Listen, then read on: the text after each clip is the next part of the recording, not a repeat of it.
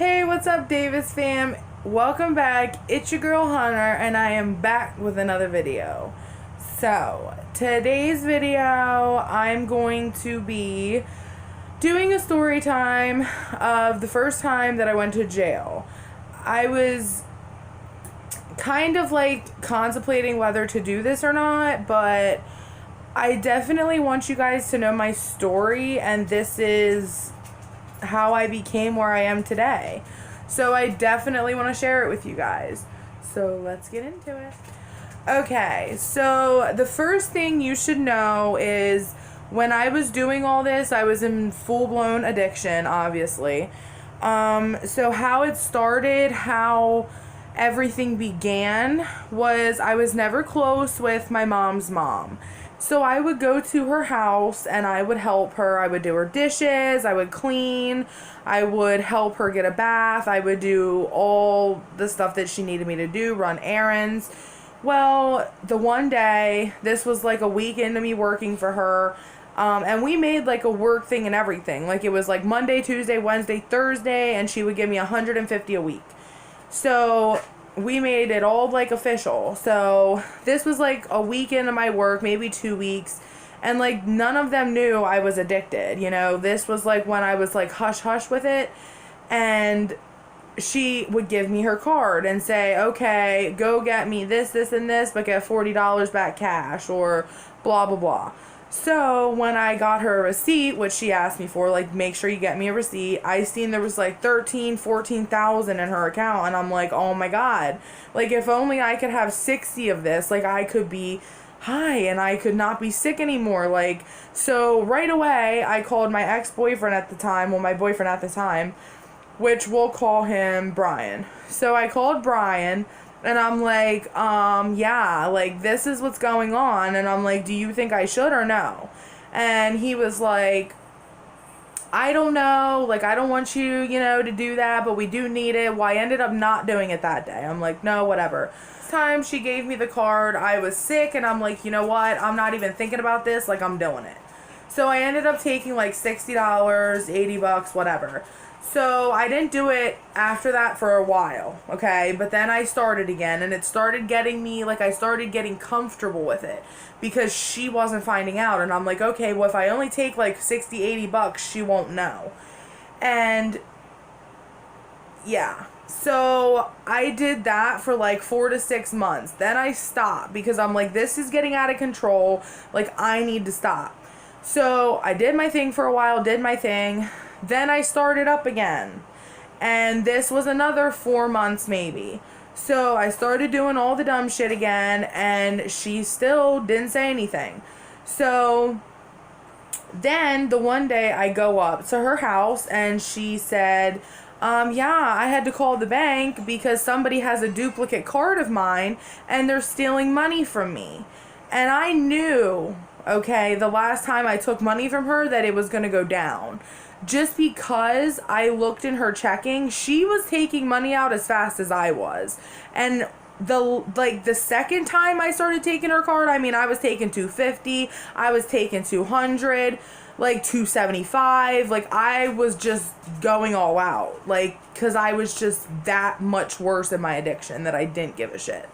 So I knew that her money was going out so quickly. Now she is she's not rich, but she's better off. So like she could have just put another 15 grand back in her account. I knew that, but it's not the point. Like, she worked for that money. Like, yes, she don't work now, but she worked for that. That's her money. Like, I should not be taking that, but I was. She noticed that her account was down dramatically, and the bank ended up calling her too and said, what's going on? Like, you've never taken money out like this.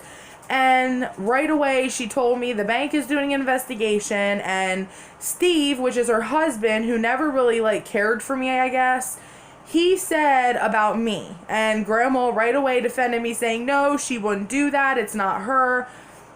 But when she said that somebody has a duplicate card and the bank is doing an investigation, right away I'm like, oh my god, I gotta talk to her. She's gotta stop the investigation, because it was me. Well, I waited till he left, and I ended up talking to her, and she started crying. I cried, and she told me to get out, and I'm like, I'm sorry, Grandma. Like, I'm so sorry. I need help. Like, I'm sorry. So then I talked to her a couple days later when everything went down, and she said, if you go do a year of rehab, I will stop the investigation. Well, that's what happened. I went to rehab, but I didn't end up doing a year because I wanted to do a year, yes. But then when I got there, I'm like, fuck this, I am not doing a year. Because I wasn't ready to stop. So I'm like, I'm going after the 30 days is up. I'm not going to a long-term facility. So I got out, and I still don't know the truth to this day if she ended up calling, because I did come home early, if she ended up calling and saying, hey, press charges, or if the bank pressed charges. But my mom and Grandma told me that it was the bank who pressed charges because it was a credit union. She had no choice over it. And my grandmother she did pass away, and I'm so thankful every day that we made amends before she left, because I couldn't live with myself, I don't think, if I stole money from her and never got clean. That's what she told me all the time. Like, I just want to see you clean. I don't care about that money. Like, I don't want that money back. Like, I just want you to get clean. And I'm like, I know, okay? Like, I know. I just wasn't ready. Well, I got ready. And now I'm clean almost 5 years. She just passed away less than a year ago. No, well, probably 2, 3, 4 months ago she passed away. So she's seen my kids. She's seen me clean. And that's all she wanted in life. So I'm so proud of that I got clean and she was able to see everything. But back to the story. So how I found out I was being charged was after I took her money and she knew I did it. I went to rehab, blah, blah, blah, came home, started using again. A year went by. So I'm thinking I'm good because yes, I came home early from rehab, but she never said she was calling to press charges. Like, everything was okay because people thought I was clean. Well, I wasn't. But little did they know, I'm like back in the bathroom getting high, and my dad is like, hey, there's a detective outside knocking, like, go take care of that. So I go outside and I'm like, what's up? And he asked me if I am who I am, whatever, and he shows me like 3 full pages of transactions that were done with her card at the first Turkey Hill in E-Town, the second Turkey Hill in E-Town, and up in Lebanon, which that's where I got my shit from. So I'm like, this cannot be happening. Like, I thought this was over. Now, a year and a half later, the shit was coming back.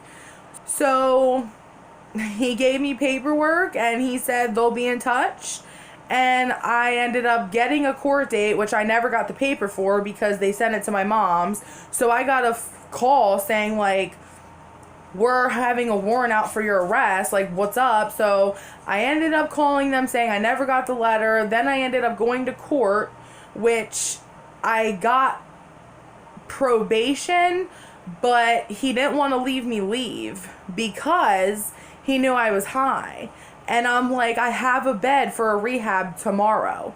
Like, I have a bed. Like, I called. They just couldn't get me in today. Because what my plan was to get in rehab before my court date. So I wouldn't have to mess with it, you know? Like, once I got my second court date, like, when I missed the first one. But when I got the second one, I'm like, I'm getting in rehab quick so I don't have to go. Well, like, I can't live with myself if I let you leave and you OD. So I have to do what's best for you, and that's send you to jail, and maybe that'll make you learn. So he sent my bail to $100,000, so I could not pay it. And my dad was shocked. He's like, what the hell just happened? Like, I thought you were just getting probation. Like, what? No, they sent me to jail. So he did tell me, though, I will see you at your prelim. And I'm like, okay, cool. And I'm like, well, how long will that take? I'm like asking all this as I'm cuffed about to leave. And he's like, I don't know, but I'll try to get a date, you know, like soon. So I ended up going to jail. And it was terrible. Like, I had to detox in there. Like, it was my first time in there. I was scared. I just wanted to get home. Like, I didn't know what was happening. And when I ended up going to the block after I detoxed and quarantined, like, all the girls were saying, oh, you have a dummy date. It's not real. They always give you prelim dates because they have to get you in the system. you won't end up going. And I'm like, yes, I will. Don't worry. Like, he said I'm getting out on that day. So the date came and they never called me. 2 hours later, I'm like shitting myself saying like, they were right. Like, I'm not going. And I'm like about to cry, so upset, thinking I was getting out this day. And then literally 2 hours after the time that they were supposed to call me, I hear my name, prelim. I'm like, oh my God, thank you. Like, oh my God. And you think that right there should have made me change because I wanted out so bad. It didn't. I ended up getting out on house arrest, continued to use, and I ended up getting off house arrest. And then I had to go see my PO as normal, you know, like a check-in, and they would drug test me. And see, for a while, I was going 3 times a week to get a drug test. And every urine I was faking. So I was getting fake urine and putting it in a little Visine bottle and sticking it up you know where.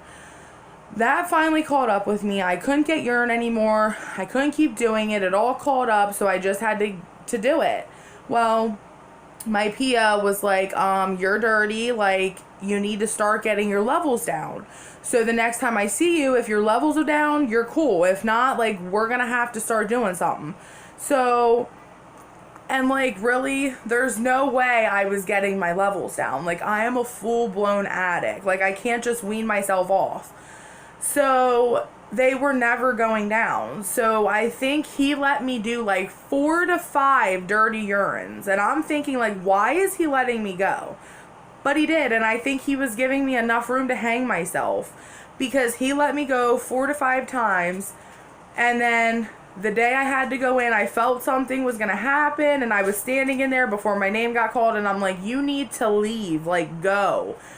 But I didn't, and I just stayed. And as soon as they called me, I walked through the little door thingy and back the hallway. And then as soon as I passed these 2 doors, they like literally grabbed my hands, put them behind my back, and I knew that was it. So that was my second time going in. And yeah.